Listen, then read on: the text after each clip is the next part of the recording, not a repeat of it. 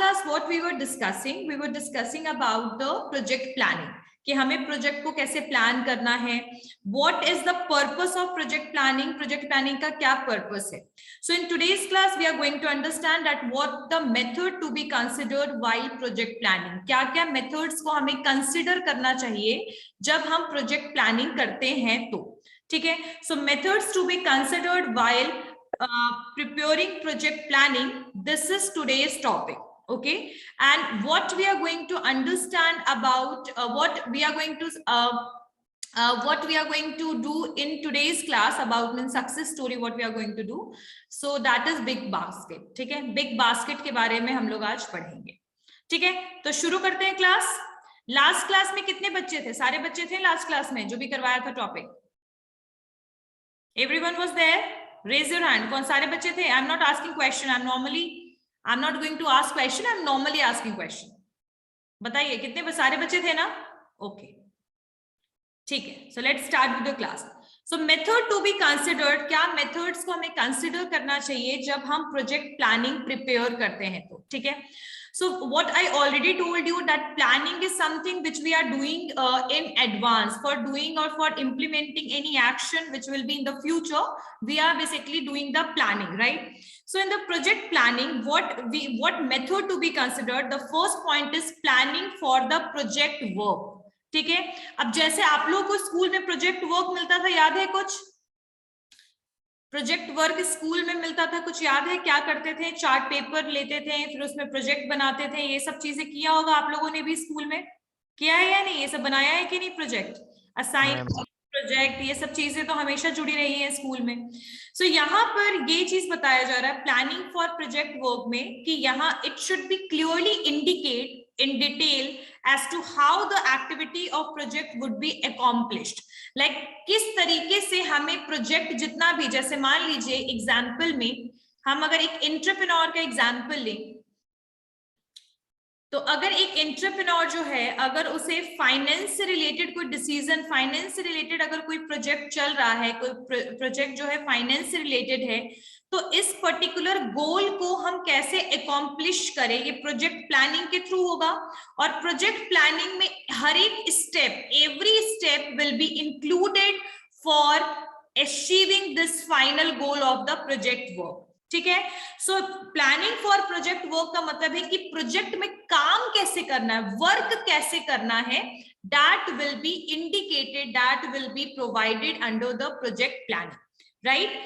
And यहाँ पर एक बार जब वर्क डिवाइड हो चुका है, once the work is divided among the employees, एक बार जब काम डिवाइड हो गया, देन आपका जो सीक्वेंस है परफॉर्मेंस का वो डिटरमाइंड होगा. सीक्वेंस ऑफ द परफॉर्मेंस का मतलब क्या हुआ? सीक्वेंस ऑफ द परफॉर्मेंस का मतलब हुआ कि आप कौन कौन से स्टेप्स को लीजिएगा जब आप एक प्रोजेक्ट को अकॉम्प्लिश करने की कोशिश कर रहे हैं. तो like what kind of sequence you are going to follow when you have to complete this project. Like number 1 step, number 2 step, number 3 step.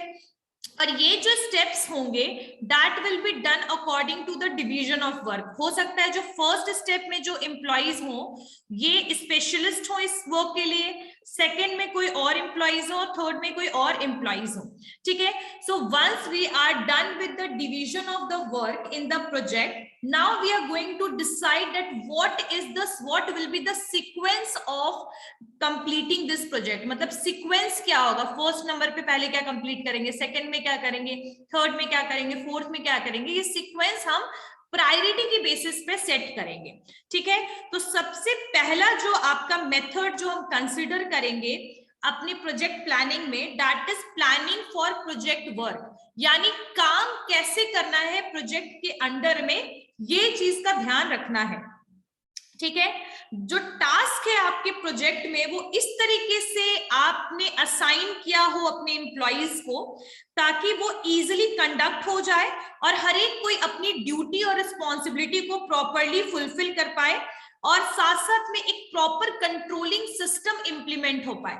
ठीक है. जैसे स्कूल में हम लोग को जब प्रोजेक्ट मिलता था बनाने के लिए, तो हम लोग को एक डेट मिलता था कि भाई इतनी तारीख को आप लोग को अपना प्रोजेक्ट सबमिट करना है. अब प्रोजेक्ट का चाहे जो भी टॉपिक हो वो पहले से प्रोवाइडेड था, ठीक है। और कई बार ऐसा भी होता था कि प्रोजेक्ट हम लोग को टीम के द्वारा मिलता, टीम बनाया जाता था, जैसे 5 बच्चे ये इस पे बनाएंगे, 5 बच्चे इस पे बनाएंगे, है ना। So the same situation is here in the project work. If an entrepreneur is starting a business and if they want to implement any project for accomplishing it, what they will do, they will divide the work. Why the division is required? Because every employee is not a specialist in every area and we are going to set the sequence. हम sequence set करेंगे कि पहले ये complete करेंगे, फिर second में ये, third में ये, fourth में ये, और इस तरीके से टास्क जो होगा लोगों को मिलेगा, एम्प्लॉइज को मिलेगा, ताकि वो उसको प्रॉपरली कंडक्ट कर पाए, अपने रिस्पॉन्सिबिलिटीज को प्रॉपरली फुलफिल कर पाए। ठीक है, so this is the first thing, first method which is need to be considered while project planning. मैं planning for project work, clear हो गया? It is related with work only, कि आप काम कैसे करेंगे। Clear everyone? This point is clear to all of you? Yes ma'am. Okay, turn on your camera everyone. Okay, organization. Ab second thing what we need to consider, that is organization manpower planning. Okay, what is manpower? It is related with the employees and the resources, human being, personnel. इनको हम manpower कहेंगे यहाँ पर, ठीक है। तो project work को conduct करने के लिए हमें क्या करना पड़ेगा, उसको एक प्रॉपरली डिजाइन करना पड़ेगा, वो मैंने आपको पहले वाले स्टेप में बताया। प्रॉपर एक स्टेप्स को, एक प्रॉपर आप वर्क को डिसाइड कर लीजिएगा, फॉर्मुलेट कर लीजिएगा। अब प्लान जो है, एट फर्स्ट जब प्लान प्रिपेयर्ड हो गया तो उसके लिए जो हमें कितने मैन पावर की रिक्वायरमेंट है, ठीक है, total number of man power की जो रिक्वायरमेंट होगी प्रोजेक्ट में, वो हम यहाँ पर फाइनलाइज करेंगे। ठीक है, कि भाई इस प्रोजेक्ट में हमें टोटल 20 लोगों की रिक्वायरमेंट है। फर्स्ट स्टेप में 3 पीपल, सेकंड में 2 पीपल, थर्ड में 3 पीपल, ऐसे करके हम लोगों ने डिसाइड कर लेना है। यहाँ पर टोटल नंबर ऑफ रिक्वायरमेंट हमारे कितनी होगी, लोगों की कितनी जरूरत है हमें, that will B basically decided by the entrepreneurs or by the organization। ठीक है, अब यहाँ पर कि वो और सब एम्प्लॉइज को, जितने भी एम्प्लॉइज को आप असाइन करोगे, सबको आप अपनी उनकी ड्यूटीज भी दे दोगे कि भाई आपको ये काम करना है और आप इस काम के लिए रिस्पॉन्सिबल हैं। ठीक है, अब इसीलिए ये क्यों जरूरी है, लेट मी टेल यू, कि अगर मान लीजिए कि फर्स्ट स्टेप फाइनेंस का कोई प्रोजेक्ट हमने बनाया और उस प्रोजेक्ट में हमने पहले स्टेप में 3 पर्सन को डाला। अब ये 3 पर्सन को फर्स्ट स्टेप करना है, that is clear, but her person को क्या क्या करना है, दैट इज नॉट क्लियर। सो ये कहीं ना कहीं प्रोजेक्ट को कंप्लीट करने में और गोल को अकॉम्प्लिश करने में आपको कंफ्यूजन क्रिएट करेगा, आपको प्रॉब्लम देगा। ठीक है, so work of the every employee will be properly decided, that this person is going to do this work, that will be assigned. What is the total number of people or manpower required to completion this project, that will be also need to be considered। हमें कितने लोगों की जरूरत है इस project को complete करने में। So in the first thing we are going to decide that what work is required for making the project. ठीक है, प्रोजेक्ट का काम करने के लिए क्या क्या वर्क एरिया होगा, सीक्वेंस में हम अपने काम को डिवाइड करेंगे। सेकेंड क्या चीज हमें कंसिडर करना है, we have to decide that what is the number of people, what will be the number of people which is required for the project completion। Project को कंप्लीट करने में कितने लोगों की हमें जरूरत है, that will be decided in the organizational manpower planning। I guess this point is clear to all of you, what will be there in this organization manpower planning। This is clear to all of you? बाकी बच्चे, what about others? Clear है सबको? Everyone? Yes ma'am. What the third thing which we need to decide here, that is financial planning। अच्छा, financial planning का मतलब क्या होता है? फाइनेंशियल प्लानिंग का मतलब इस प्लान को एग्जीक्यूट करने में, इस पूरा प्लान को करने में, बनाने में, जैसे कंस्ट्रक्शन का काम चल रहा है तो कंस्ट्रक्शन, एक ब्रिज बनाने में हमारा पूरा पैसा कितना लगेगा, कितना कॉस्ट लगेगा, तो ये चीज क्या होता है, डिसाइड किया जाता है। तो यहाँ पर फाइनेंशियल प्लानिंग में हमें कितने पैसे की रिक्वायरमेंट पड़ेगी, what will be the need of the financial plan, मतलब what is the need of the finance, what is the need of fund which is required for the execution of project, that will be also considered. तो यहाँ पर हम financial planning करेंगे और हम यहाँ देखेंगे कि हमारा पूरा कॉस्ट कितना पड़ रहा है, मतलब what will be the overall cost for making this project और कंप्लीटिंग दिस प्रोजेक्ट. ठीक है, आई बात समझ में? क्लियर हो गया? फर्स्ट, डिवीजन ऑफ वर्क हम डिसाइड करेंगे. Second, man power requirement. Third में हम फाइनेंशियल प्लानिंग करेंगे कि इस पूरे के पूरे प्रोजेक्ट को एग्जीक्यूट करने में हमारा पैसा कितना लग रहा है, what fund is required, what amount is required to completion of this project. तो ये हो गया आपका फाइनेंशियल प्लानिंग. क्लियर हो गई बात, समझ में आया? Next one is planning the information system. Planning the information system, ये चौथा पॉइंट है आपका, जो मेथड को हमें कंसिडर करना चाहिए जब हम प्रोजेक्ट प्लानिंग करते हैं. So planning the information system का मतलब क्या है? अगर हम मॉडर्न टाइम की बात करें तो आजकल हम लोग डिजिटल एरा में, कौन से एरा में हम लोग? Digital era. हाँ, डिजिटल एरा में है. हर जगह पे डिजिटलाइजेशन का इम्पैक्ट आपको दिख रहा है, पेमेंट से लेकर के, शॉपिंग से लेकर के, टेक्नोलॉजिकल एडवांसमेंट आपकी इंडस्ट्री से लेकर के, रिटेल से ई कॉमर्स, सब चीज आपको दिख रहा है मार्केट में. True. Even we don't need to visit any place to know about to get the information about it. We are able to get it via using the website. True? सही बात है ये सब चीज. तो अगर हम मॉडर्न टाइम की बात करें तो हम इंफॉर्मेशन टेक्नोलॉजी जो है वो हर एक एक्टिविटी में आजकल इंक्लूडेड है. Information technology is a part of the technology that is related with the communication. ठीक है. सो कभी भी जब हम प्रोजेक्ट प्लान को फॉर्मुलेट करेंगे, whenever we will formulate the project plan, what we need to do, we just need to see the different data which is required to procure. ठीक है, यानी कि जब हम कोई फॉर्मुलेट कर रहे हैं प्रोजेक्ट प्लान को तो हमें डिफरेंट डेटा प्रोक्योर करना पड़ता है, यानी कि गैदर करना पड़ता है. तो जो प्रोजेक्ट स्टेटमेंट होगा वो सारे के सारी चीजें मेंशन करेगा कि हमने कहां से इंफॉर्मेशन गैदर किया इस प्रोजेक्ट को करने के लिए. Collection of data and the process and analysis is required at the time when we are basically doing the project planning. अच्छा, यहां पर इसका मतलब क्या हुआ? एनीवन बताएगा मुझे कोई कि इसका मतलब क्या हुआ? Class? Okay. Planning the information system का मतलब यहाँ पर इन्होंने जो टर्म यूज किया है वो ये कहा है कि आपका जो प्लानिंग होगा, प्रोजेक्ट प्लानिंग होगा, हम लोग कहीं ऐसा तो नहीं कि हमने कल सोचा आज प्रोजेक्ट कुछ करेंगे, प्रोजेक्ट बनाएंगे और कल हमने शुरू कर दिया. No, everything required a process, और उसके लिए हमने बहुत जगह से इंफॉर्मेशन को गैदर किया होगा.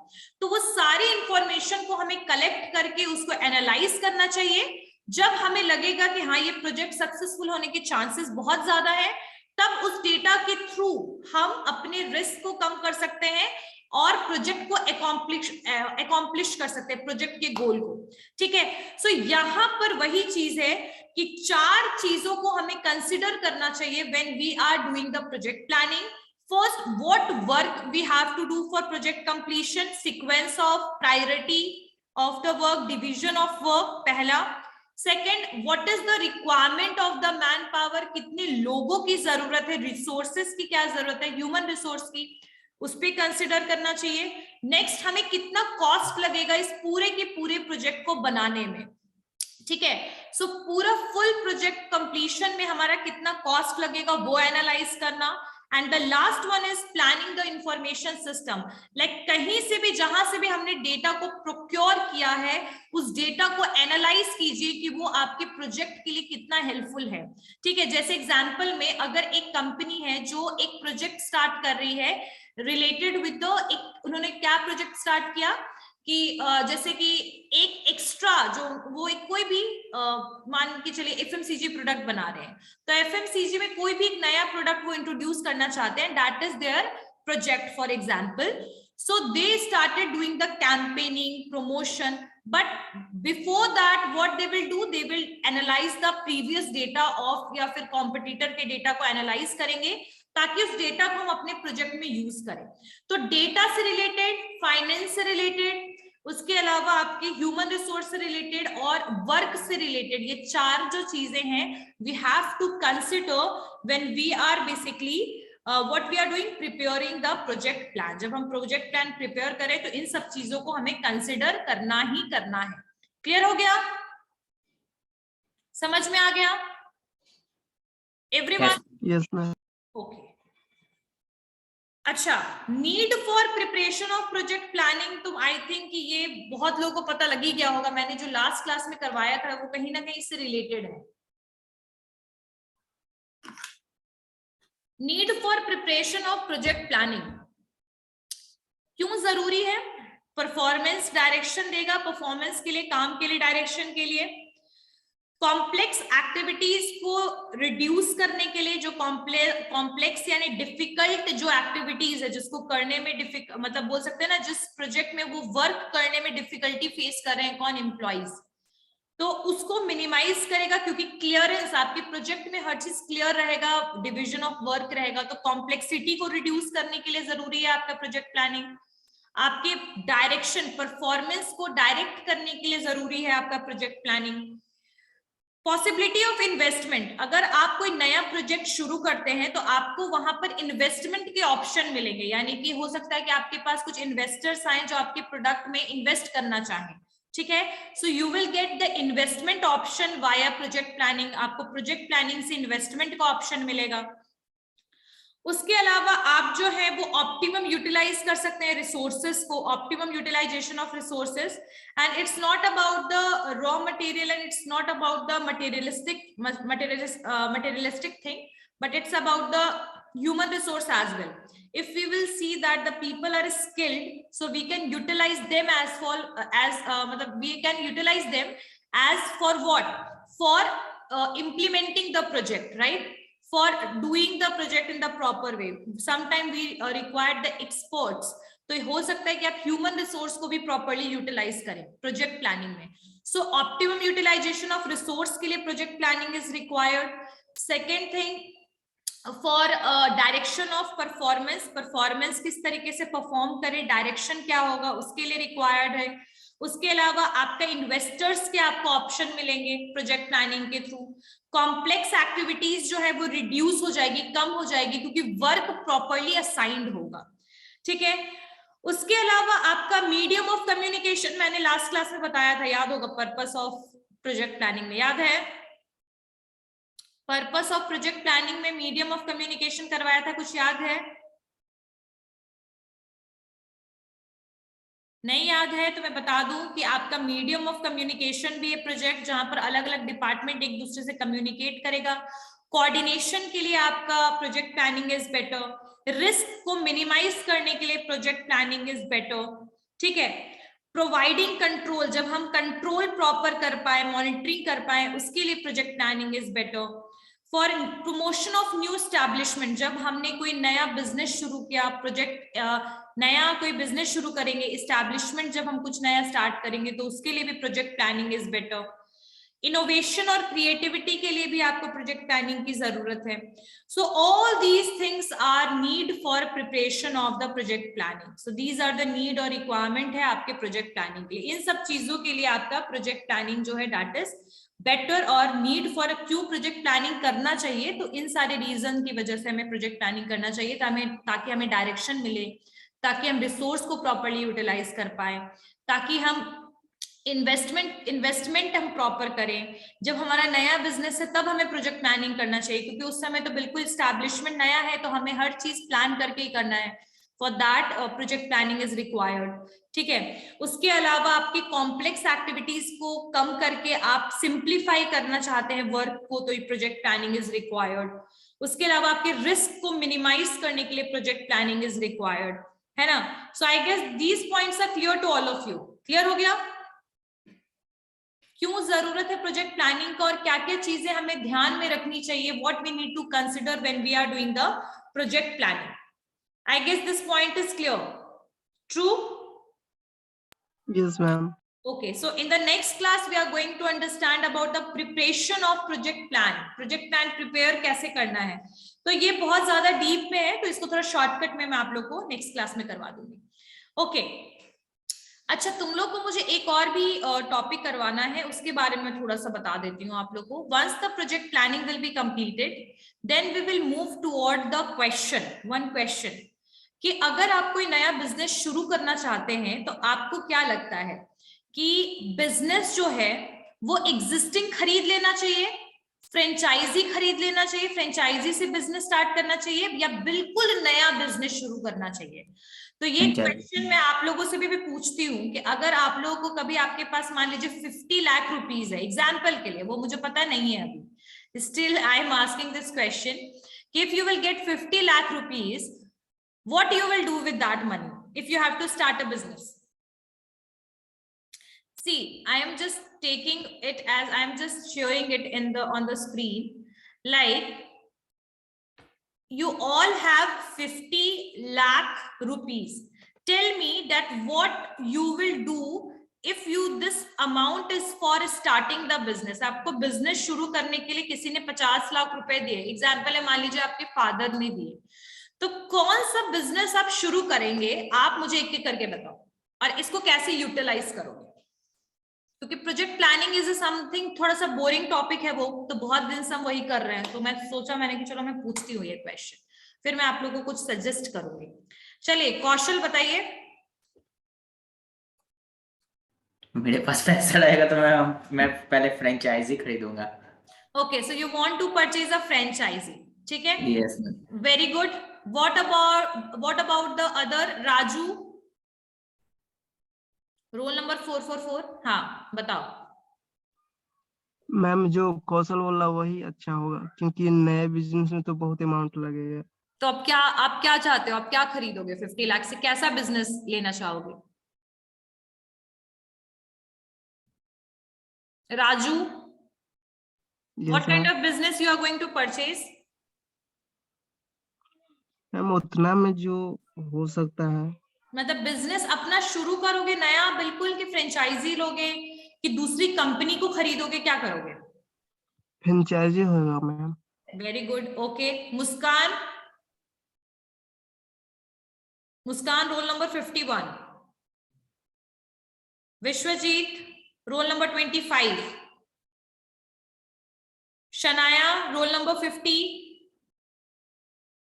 चलिए अनीता बताओ, क्या करोगे 50 लाख रुपीज से?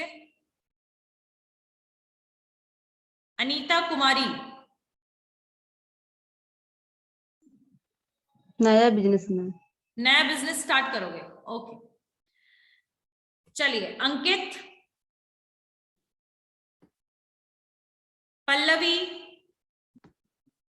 अच्छा तुम लोग खुद से बताओ क्या क्या करने वाले हो? फ्रेंचाइजी लोगे, नया बिजनेस खरीदोगे? बिजनेस खरीदोगे या नया बिजनेस शुरू करोगे? 2-4 बच्चों ने मुझे बताया, बाकी बच्चे? शुरू करेंगे मैम, बिजनेस स्टार्ट करेंगे मैम। बिजनेस स्टार्ट करेंगे, और बिजनेस खरीदेंगे मैम। बिजनेस खरीदेंगे, और बाकी? न्यू बिजनेस स्टार्ट करेंगे ma'am. Okay, new business start करेंगे।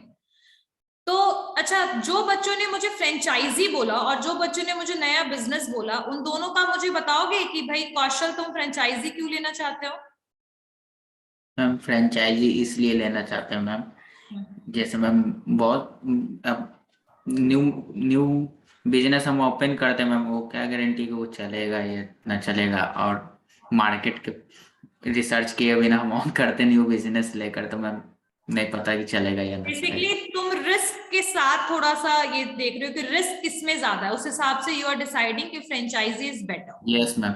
And what about the Raju? He tie also, up भी रहेगा मैम, फ्रेंचाइजी रहेगा तो मैम टाई अप रहेगा। इसीलिए। Yes ma'am. Okay Raju, you also said about the franchisee, why? Ma'am जो कौशल बोले हैं वही मुझे भी। ओके, क्या है जो? उनकी बात से मैम हम सहमत है। अच्छा अच्छा, कौशल के बात से तुम सहमत हो। ओके, शनाया एंड अनीता, तुम दोनों ने बोला था शायद कि बिजनेस जो है वो नया खरीदेंगे, नया स्टार्ट करेंगे, है ना? तो तुम दोनों ने ये बात क्यों बोला? नो मैम, बिजनेस खरीदेंगे, जो सेटअप बिजनेस रहेगा वो। अच्छा, तो सेटअप बिजनेस को परचेज करोगे, क्यों? क्योंकि मैम वो ऑलरेडी सेटअप है तो थोड़ा इजी हो जाएगा। Okay good. स्टार्ट करने में थोड़ा रिस्क। ओके अनीता तुम बताओ मुझे।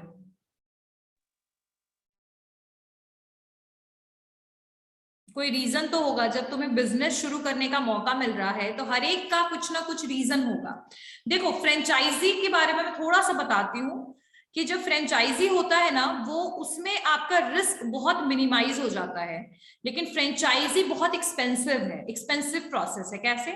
क्योंकि फ्रेंचाइजी में आपको क्या करना पड़ता है कि आप जो मतलब एग्जिस्टिंग बिजनेस मॉडल जो है, एग्जिस्टिंग जो बिजनेस है, जैसे चेन स्टोर्स है, जैसे आपके मैकडी, मैकडोनल्ड, आपका डोमिनोज, केएफसी, जितने भी फूड चेन है, ये सारे के सारे फ्रेंचाइजी पे काम करते हैं।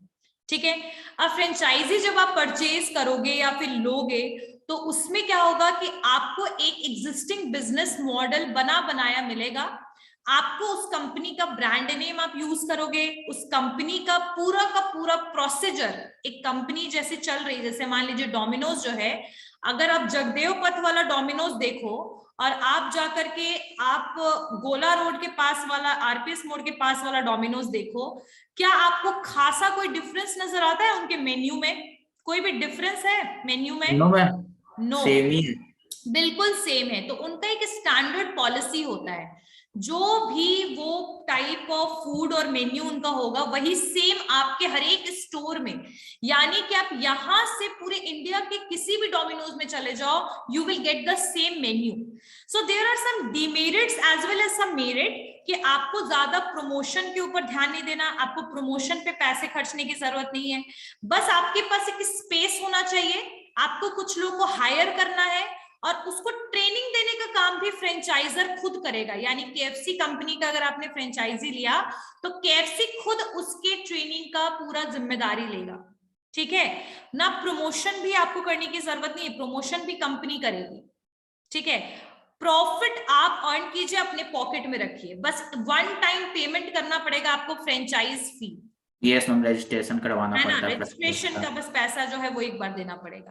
तो यहाँ रिस्क जो है वो बहुत मिनिमाइज हो जाएगा, लेकिन आपको सारी पॉलिसी कंपनी के हिसाब से चलानी पड़ेगी। You have to follow the policies whatever prescribed by the company. You can not change the menu according to your own need. अगर आपको ऐसा लग रहा है कि पंजाब में मेरा डोमिनोज है तो चलो इसके साथ में छोले भटूरे और यहाँ पर राजमा बेचना शुरू कर दूं डोमिनोज में, तो इट इज नॉट पॉसिबल।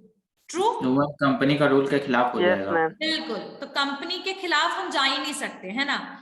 तो फ्रेंचाइज में आपका फ्रेंचाइजी में यही दिक्कत है कि रिजिडनेस है। रिजिडनेस का मतलब ये है कि आप अपने हिसाब से चीजों को अडॉप्ट या चेंज नहीं कर सकते, कस्टमाइज नहीं कर सकते। हाँ बिल्कुल, मॉडिफाई नहीं कर सकते। उसका जो रूल है, उसका जो पॉलिसी है, उसको फॉलो करना होगा। बिल्कुल, क्वालिटी मैनेज करना पड़ेगा सब कुछ। तो यहाँ पर फ्रेंचाइजी में जो सबसे इंपॉर्टेंट चीज होता है, बस रिस्क आपका मिनिमाइज हो जाएगा। और अगर आपका ब्रांड ऑलरेडी मार्केट में रिनाउंड है, जैसे डोमिनोज, कहीं भी डोमिनोज ओपन होगा तो वो चलेगा ही चलेगा। सही बात है या नहीं? नाम है मैम उसका, उतना बना हुआ है, उसका क्रेडिट में ऑलरेडी ब्रांड है। तुम लोग तो मार्केटिंग के स्टूडेंट हो तो समझ में आएगा, उनका ऑलरेडी ब्रांड इक्विटी बहुत स्ट्रांग है। लेकिन तुम लोग को एक बात बता दूं कि जो फ्रेंचाइजर कंपनी जो होती है ना, जो फ्रेंचाइजर है, जो आपको फ्रेंचाइज दे रही है, वो ना आपकी लोकेशन को लेकिन इंस्पेक्ट करती है। जैसे आपको अगर मन है कि मैं बिल्कुल एक्सट्रीम रिमोट एरिया में डोमिनोज ओपन कर लूं, तो तुम्हें अलाउ नहीं करेंगे वो, पता है ये चीज? यस मैम, वो देखते हैं, पहले इंस्पेक्शन करते हैं। एक्चुअल में they are going to first analyse the location, that उस लोकेशन पे कितने लोग हैं, मतलब आसपास कितना एरिया है और कितने लोग रहते हैं, रिसाइड करते हैं, उस हिसाब से। हाँ, फ्रेंचाइजी तो मैम तो सिटी में ही देगा वो खोलने के लिए। ज्यादातर वो सिटी में देगा, लेकिन अगर आप रिमोट एरियाज में अगर ये स्टार्ट हो गया, once it will be started, लेकिन अभी आपके ज्यादातर जो कस्टमर्स हैं, they are residing in the towns and cities.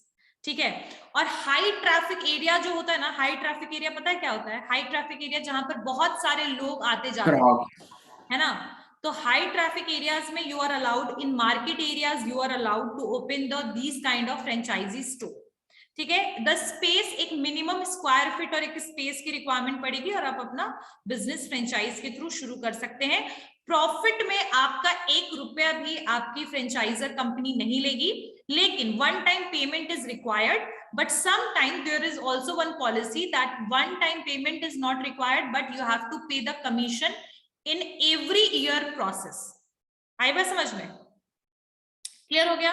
चलिए, सो ये फ्रेंचाइजी के बारे में था। तो फ्रेंचाइजी अच्छा है या नया बिल्कुल प्रोडक्ट के साथ मार्केट में एंटर करना, नया कंपनी नेम के साथ एंटर करना। लेकिन when you enter with the new company name, you have to basically, जो बोलते हैं ना, सीढ़ियां एकदम नीचे वाले स्टेयर से आपको बिल्कुल ऊपर चढ़ने की कोशिश करनी पड़ेगी, ठीक है? क्योंकि यहाँ पर प्रमोशन भी करना पड़ेगा, आपको मार्केट रिसर्च भी करना पड़ेगा, आपको कस्टमर कंज्यूमर बिहेवियर पे भी रिसर्च करना पड़ेगा, आपको बहुत सारी चीजें करनी पड़ेंगी। लेकिन अगर आप नए आइडिया के साथ बिजनेस स्टार्ट करोगे तो फ्रेंचाइजी से ज्यादा बेनिफिशियल आपके लिए न्यू बिजनेस एस्टैब्लिशमेंट भी हो जाएगा। लेकिन इस बारे में हम लोग अच्छे से डिटेल में पढ़ेंगे once the project planning will be completed, then we will move toward this topic, franchisee and new entry. तो आई गेस आपका प्रोजेक्ट प्लानिंग क्या है और थोड़ा सा जो मैंने फ्रेंचाइजी के बारे में बताया क्लियर हो गया होगा? Yes ma'am. ठीक है। Yes ma'am. अब जैसे प्रोजेक्ट प्लानिंग के लिए हमें क्या क्या चीजों का ध्यान रखना पड़ता है, तो वर्क डिवीजन होना चाहिए प्रॉपरली, कितने लोगों की रिक्वायरमेंट है वो समझना चाहिए, फाइनेंशियल कितना रिक्वायरमेंट है वो, और हमने कहाँ कहाँ से डेटा को गैदर करना है, कलेक्ट करना है वो, ये सब चीजों का ध्यान रखना है। और आपका जो नेक्स्ट मैंने बताया था कि क्यों जरूरी है हमें प्रोजेक्ट प्लानिंग करने का, क्योंकि हमें एक डायरेक्शन मिलेगा काम करने के लिए, हमें इन्वेस्टमेंट के ऑप्शन मिलेंगे, हम नया कोई कंपनी शुरू कर रहे हैं तो उसके लिए project planning is required when we are establishing a new company, ठीक है? जब बहुत कॉम्प्लेक्स अगर आपका टास्क है तो उसके लिए प्रोजेक्ट प्लानिंग इज रिक्वायर्ड, ताकि हम उसको सिंप्लीफाई कर पाए। सो प्रोजेक्ट प्लानिंग की रिक्वायरमेंट और प्रोजेक्ट प्लानिंग में क्या कंसिडर करना है ये भी आप लोग को क्लियर हो गया होगा, आई गेस। क्लियर है? तो अपने स्टोरी की तरफ मूव ऑन करें।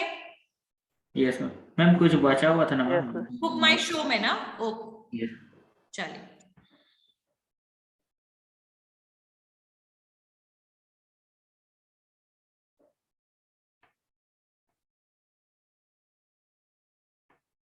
okay, so I guess you all are able to see this screen.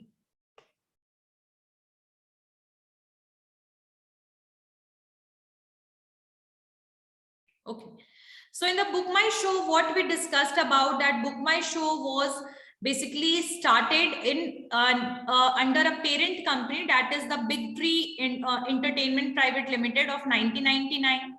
How it was started, what is the work of Book My Show, that it is a business model and it is helping for, it is basically providing the online ticket option. Like if you have to purchase the online ticket, you can purchase it from Book My Show, right? So business model and the revenue model the Book My Show is using, it is, they have a the company जो है वो बहुत सारी services भी side by side provide करती है।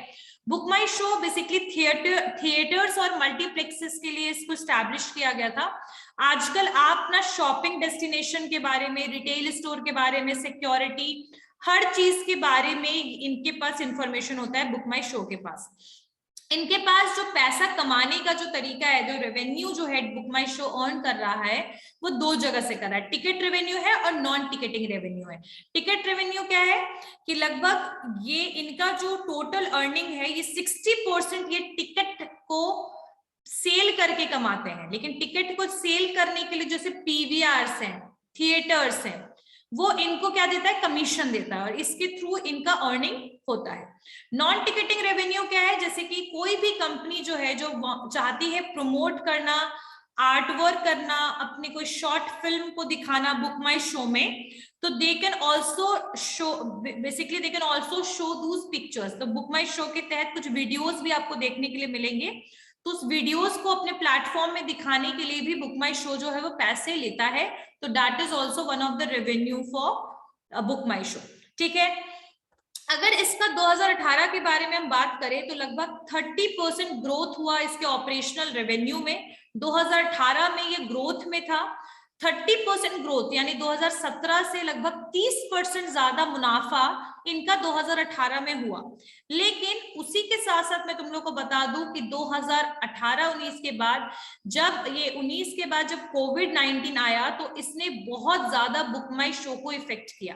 अब book माई show को इफेक्ट इसलिए किया क्योंकि इनका मेजॉरिटी ऑफ जो वर्क था वो टिकट के थ्रू था, और आपको पता है कि पीवीआर थिएटर्स बिल्कुल ही बंद हो चुके थे। उस समय इन लोगों ने 200 से भी ज्यादा एम्प्लॉइज को टर्मिनेट कर दिया था because of this situation, because they don't have money to pay the salary to the employees. ठीक है, बुक माई शो जो है इसके इन्वेस्टर्स जो थे, इनके पास कोई इन्वेस्टर नहीं था. The business thrived in spite of no investor. इनके पास 2002 से 2006 तक में कोई भी इन्वेस्टर नहीं था. After the .com boom settle, the Indian market was revamped with better internet service. एक बार .com बूम, ये सब कुछ होंगे टर्म्स, ये जब एक बार इंटरनेट जब आ गया मार्केट में, credit card debit card facility start हो गया, उसके बाद जाकर के इनके कुछ मल्टीप्लेक्सेस वगैरह जो है वो मार्केट में बहुत ज्यादा फेमस हो गए, मल्टीप्लेक्सेस, थिएटर्स वगैरह. और ये कहीं ना कहीं इस सिनारियो ने आपके बुक माई शो को प्रॉपरली क्या किया, सपोर्ट किया. और इसके बाद इनको इन्वेस्टर्स मिलने शुरू हो गए. जब इनके बिजनेस में इन्वेस्टर्स को बेनिफिट दिखने लगा, तब जाकर के बुक माई शो में कुछ इन्वेस्टर्स आए और लगभग बुक माई शो ने 224.5 मिलियन डॉलर जो है उसका फंड इनको 6 राउंड में मिला, यानी 6 बार इसमें लोगों ने इन्वेस्ट किया. बुक माई शो जो था that was started operating in South East Asia in 2016 में भी इन्होंने, बुक माई शो ने सिर्फ इंडिया में ही काम नहीं किया है, इंडिया में ही सिर्फ इनका ऑपरेशन नहीं है. 2016 में इन्होंने साउथ ईस्ट एशिया में अपना हेडक्वार्टर, इंडोनेशिया में एक हेडक्वार्टर इस्टेब्लिश किया और वहां से भी इन्होंने अपना काम करना शुरू किया. इनका हेडक्वार्टर फिर बाद में सिंगापुर में शिफ्ट हो गया. इस तरीके से बुक माई शो जो है it was increasing in the south east Asian region. South east Asian region का मतलब समझते हो क्या होता है? हमारा इंडिया जो है ना that is in the south east. तो साउथ ईस्ट एशियन रीजन मतलब इस साइड का जो भी आपका एरिया है, जैसे आपका श्रीलंका, आपका इंडिया, इंडोनेशिया, ठीक है, ये सब जो है, सिंगापुर, इस तरफ जो है, मालदीव्स एंड ऑल.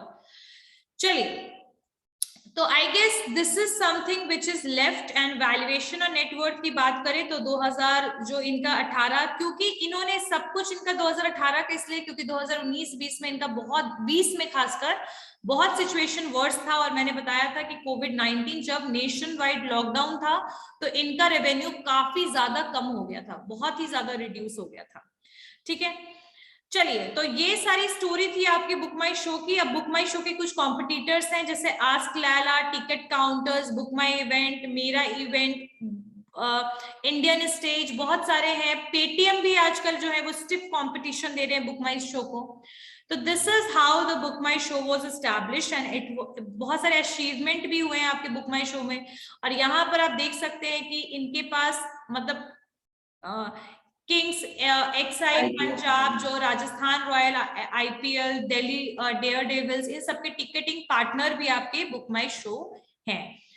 चलिए, तो अब हम लोग आज की नई अपनी स्टोरी की तरफ मूव ऑन करते हैं. That is a Big basket. मुझे किसी बच्चे ने ही सजेस्ट किया था बिग बास्केट के लिए. Who was that? कौशल. ठीक है, चलिए, तो बिग बास्केट की कहानी शुरू करते हैं. टाटा ग्रुप ऑफ कंपनी का नाम. बिल्कुल, अब ये टाटा ग्रुप का पार्ट बन गया क्योंकि 64% शेयर जो है टाटा ग्रुप के पास चला गया. यस. चलिए, इसके बारे में तो हम लोग समझ गए. बिग बास्केट कितने लोग यूज करते हैं ये पहले बताइए, रेज योर हैंड.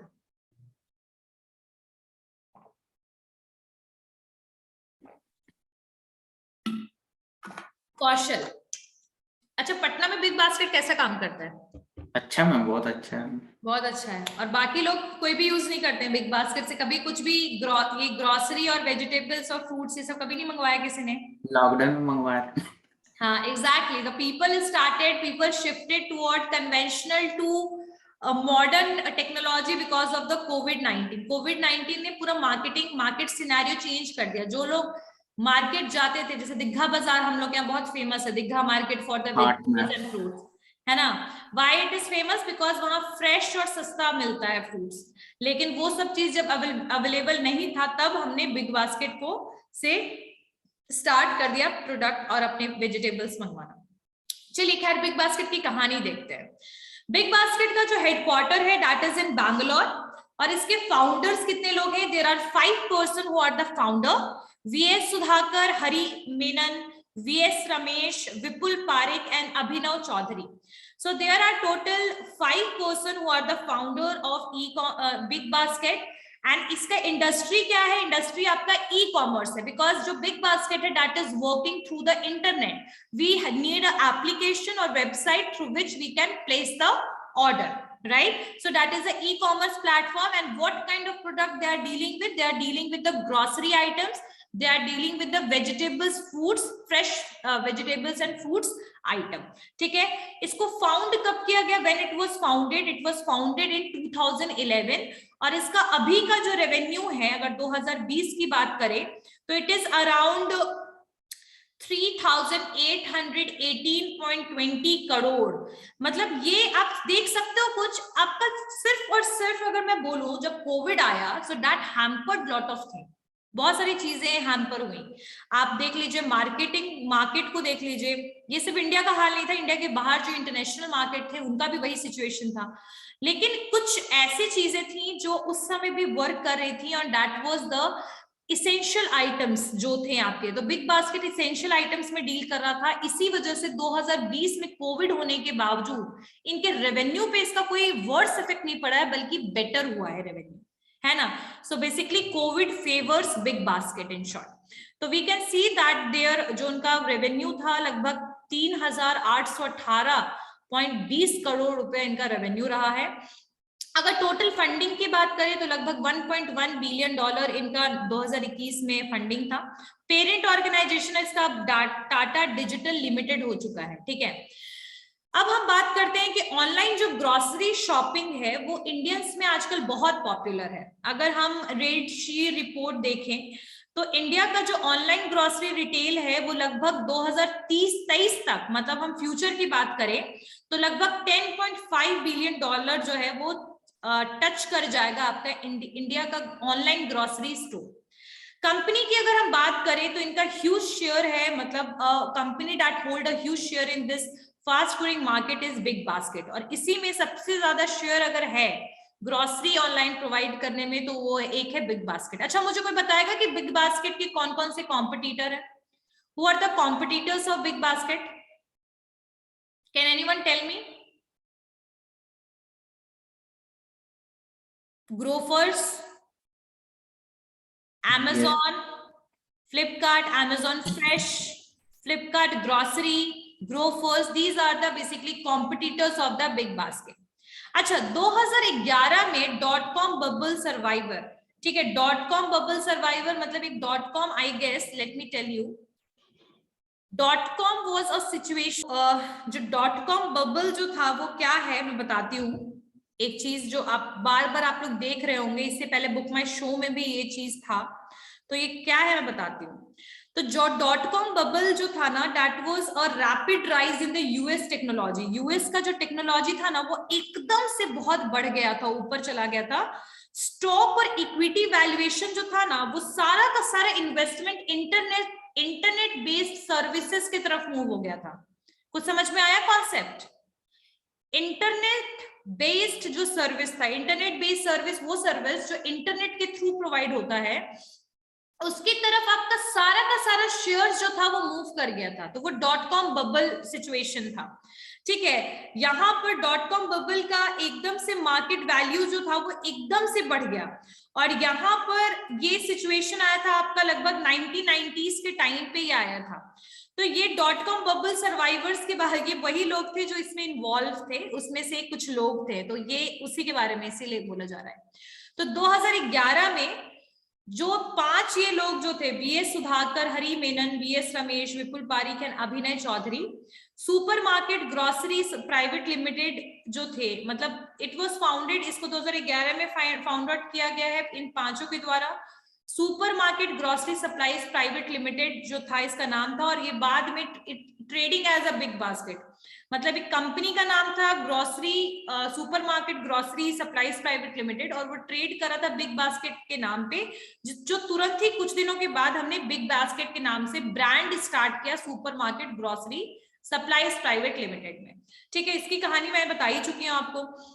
इनके कुछ फाउंडर्स की स्टोरी पढ़ते हैं कि इनके फाउंडर्स की क्या कहानी है. अच्छा, यहां तक सबको समझ में आया? Everyone? Yes ma'am. Okay, what about the others? Turn on your camera everyone. Everyone turn on your camera. Okay, so Big Basket के जो फाउंडर्स हैं ये देख लीजिए, ये these are 5 people who are the founders of the Big Basket. ठीक है, तब इनके बारे में देखते हैं कि बिग बास्केट की स्टोरी। वीएस सुधाकर जो है वो बिग बास्केट के को फाउंडर हैं और ये सीईओ है प्लांटेशिया के। ही वॉज मतलब ये सीईओ थे, प्लांटेशिया जो थी कोई कंपनी थी उनके, ये सीईओ थे। और इनका एक्सपीरियंस आईटी सेक्टर में बहुत ज्यादा रहा है। कौन से सेक्टर में ज्यादा रहा है?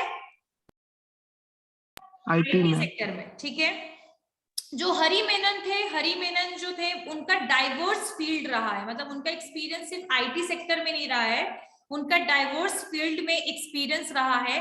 बिग बास्केट से पहले जो मेनन थे वो सीईओ थे इंडिया स्किल्स के। इंडिया स्किल्स पता है ना, गवर्नमेंट का एक पार्ट है, वोकेशनल एजुकेशन है। Yes, education. हाँ, सो इंडिया स्किल्स के सीईओ थे।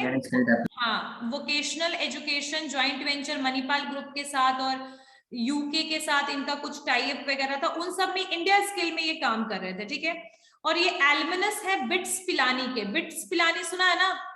Yes ma'am. हाँ, तो विप्रो जो कराती है मैम। हाँ, तो बिट्स पिलानी जो है उनके ये एल्मनस है, मतलब वहां से इनकी एजुकेशन है।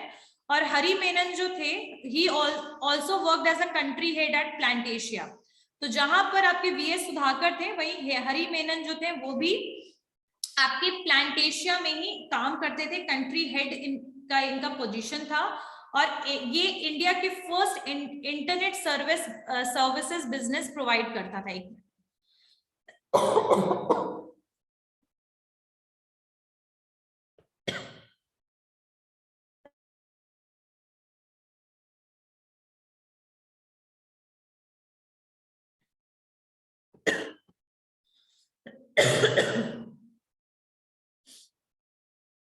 तो हरि मेनन जो थे, he was also work as a country head Plantasia, one of the India's first internet services businesses. Plantasia जो था वो इंडिया का एक पहला बिजनेस था जहां इंटरनेट को बहुत ज्यादा यूज किया जाता था, तो वहीं पर ये भी एज अ कंट्री हेड काम करते थे। हरी जो थे also held top position with IT measures, और ये विप्रो इन्फोटेक ये सब में भी इन्होंने काम किया हरि मेनन ने। वीएस रमेश की अगर हम बात करें तो वीएस रमेश जो थे वो बिग बास्केट में अभी एक लॉजिस्टिक और सप्लाई के हेड है। Logistic, V S Ramesh is the head of logistics and supply chain at Big Basket, और इन्होंने इलेक्ट्रॉनिक्स इंजीनियरिंग में ग्रेजुएशन किया है कर्नाटका यूनिवर्सिटी से। अब कोई मुझे मत कहना कि मैम सारे के सारे एंटरप्रेन्योर्स आईआईटी से क्यों होते हैं? नो मैम, आप नहीं। हाँ तो ये कर्नाटका यूनिवर्सिटी से इनकी पढ़ाई हुई, और इनका जो लॉजिस्टिक में नेवी हैंडलिंग ऑपरेशन, मतलब इंडिया नेवी है ना, इंडियन नेवी में लॉजिस्टिक डिपार्टमेंट में इन्होंने काम किया वीएस रमेश ने, और लगभग 21 साल का इनके पास एक्सपीरियंस रहा है। और जो रमेश है ना वो एक इलेक्ट्रॉनिक इंजीनियर है, और इन्होंने पहले भी एक फैब मॉल नाम से इसके को फाउंडर है, फैब मॉल। ठीक है, विपुल पारिक जो थे वो भी हेड थे, हेड ऑफ, मतलब he is the head of finance and marketing at Big Basket. तो विपुल पारिक जो है वो मार्केटिंग डिपार्टमेंट देखते हैं आपके आज किसमें, आपके बिग बास्केट में। और विपुल जो है ये आईएम बैंगलोर के एलुमनस है, मतलब इनकी पढ़ाई वहां से आईएम से हुई है, और इन्होंने त्रिनेत्रा और सुपर रिटेल ये सब में भी इन्होंने काम किया है, विप्रो लिमिटेड में काम किया है, पीपल कैपिटल एडवाइजर में काम किया है, और ये को फाउंडर ये भी फैब मॉल के रहे हैं बिग बास्केट से पहले। So this is something about अभिनय चौधरी जो है वो भी इनिशिएटिव, ये हेड है न्यू इनिशिएटिव, यानी नया क्या स्टार्ट किया जाए बिग बास्केट में, उसके न्यू इनिशिएटिव के हेड है। और अभिनय जो है इन्होंने आईआईएम अहमदाबाद से पढ़ाई किया है, और बहुत सारी कंपनी जैसे आई गेट, इन्फोसिस, इन सब में भी इन्होंने जॉब किया है। ठीक है लेकिन अभिनय चौधरी जो है उन्होंने एग्जिट कर लिया था 5 अगस्त 2021 में ही बिग बास्केट से, और बाद में टाटा ने बिग बास्केट को एक्वायर कर लिया। तुम लोग को पता होगा ना टाटा ने एक्वायर कर लिया है। Yes ma'am, Tata group. हाँ, Abhinay decided not to continue working in the same firm, और उसके बाद इन्होंने बिग बास्केट को छोड़ दिया। And as a parting note to his employee, Chaudhary has mentioned that he left Big Basket because to build another company from scratch. यानी उन्होंने ये चीज मेंशन किया है कि मैंने इस कंपनी को इसलिए छोड़ा है क्योंकि मैं कोई नया कंपनी स्टैब्लिश और करना चाहता हूँ, ये उन्होंने रीजन दिया है और उन्होंने छोड़ दिया इस कंपनी को। अब अगर हम बात करें कि बिग बास्केट है क्या, तो बिग बास्केट आपको हर एक इसेंशियल आइटम प्रोवाइड करता है, जैसे घी, butter, diced coconut, fragrant basmati, बहुत सारी चीजें, लगभग 40,000 से, हाँ ऑल वेराइटीज है हाँ, खाने पीने की सारी चीजें हैं, मतलब आपको फ्रेश वेजिटेबल्स मिल रहा है। आप सोचो ना, कहाँ हम मार्केट जाते हैं और लेते हैं, वहीं पर ये घर पे हमें ये ऑप्शन दे रहा है। इनके पास ना छोटी मोटी ना घर के हाउस होल्ड आइटम्स भी इनके पास रहता है, जैसे ऑयल वगैरह, ग्रोसरी आइटम्स भी ये रखते हैं। और कंपनी जो है वो आपके घर तक सामान पहुंचाएगी, और इनका टारगेट क्या है, ग्रोसरी शॉपिंग ऑनलाइन, मतलब कि जो डे टू डे वाले नीड वाले जो प्रोडक्ट होते हैं ना, उनको घर तक पहुंचाना, टू अवॉइड ट्रैफिक। अगर मान लीजिए एग्जाम्पल देती हूँ कि हमें कभी हमारे घर में सॉल्ट खत्म हो गया एग्जाम्पल में, तो हम क्या करते हैं, हम आसपास वाले स्टोर में जाते हैं, और उस स्टोर में कई बार भीड़ होती है, कई बार स्टोर क्लोज होता है, फिर हमें दूर तक ट्रैवल करना पड़ता है, हमारा कितना टाइम वेस्ट होता है, हमारा एनर्जी लगता है। तो बिग बास्केट ने कहा कि क्यों भाई बस आप कपड़े बाजार से ऑनलाइन मंगवा के पहनोगे, just try these things, even you can get it in your doorstep, ठीक है।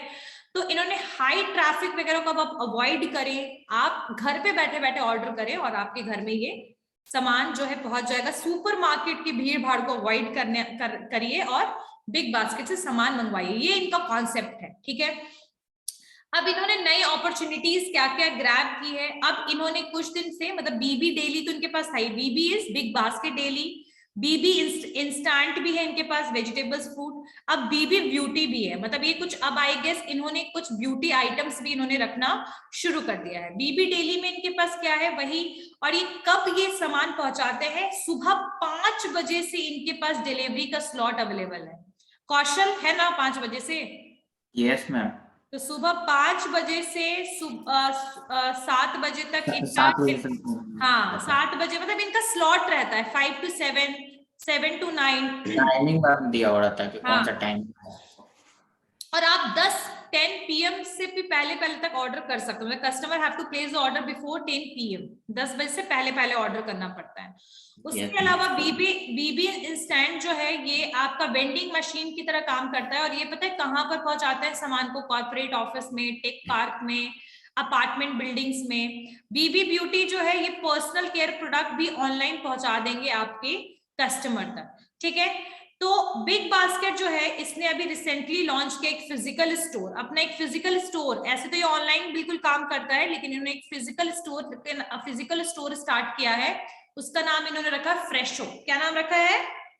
फ्रेशो, ठीक है। और अभी हाल फिलहाल में इनके मतलब ये चीज है कि दिस स्टोर जो है इसको अभी 25 अक्टूबर 2021 में अभी हाल फिलहाल में इसको लॉन्च किया गया, स्टार्ट हुआ है। बिग बास्केट की स्टार्टअप जो स्टोरी थी वही थी कि भाई जो आपके जो फाउंडर्स थे उन्होंने पहले स्टार्टिंग में इसको फैबमार्ट नाम से एक कंपनी चलता था इनका, ठीक है। बिग बास्केट की जो स्टार्टअप स्टोरी है ना, ये यहाँ से हम लोग नेक्स्ट क्लास में करेंगे। कहाँ से हम लोग नेक्स्ट क्लास में करेंगे? बिग बास्केट स्टार्टअप स्टोरी से, स्टार्टअप स्टोरी में। हाँ अपना भी तो मैम कॉलेज में आया था बिग बास्केट में मैम। हाँ बिल्कुल, हमारे कॉलेज में भी बिग बास्केट आया था और प्लेसमेंट भी हुआ था। Yes ma'am. ओके, तो see you all in the next class. तो बिग बास्केट स्टोरी जो है यहां से हम लोग जो है हम लोग स्टार्ट करेंगे अपना ये क्लास, ठीक है। Yes ma'am. Big basket startup story, यहां से थोड़ा सा हम लोग पढ़ेंगे, फिर हम लोग कोई नेक्स्ट स्टोरी कंप्लीट करेंगे। ड्रीम 11 में नेक्स्ट स्टोरी, हाँ next story we are going to discuss about that. कौन सी स्टोरी हम लोग करेंगे? चलिए, कौन सा? ड्रीम 11 में। ड्रीम 11, ठीक है, पक्का स्टार्ट करेंगे ड्रीम 11, ठीक है। Okay, how was the story? जो भी थोड़ा बहुत पढ़ा आप लोगों ने, क्योंकि बुक माई शो थोड़ा सा इनकम्प्लीट रह गया था, जिसकी वजह से हम पूरा स्टोरी कंप्लीट नहीं कर पाए, लेकिन वैसे भी अच्छा लगा Big Basket. We are going to complete in the, ma'am ऐसे भी इंडिया का कंपनी है मैम, टाटा ग्रुप। हाँ चलिए, okay, see you all in the next class.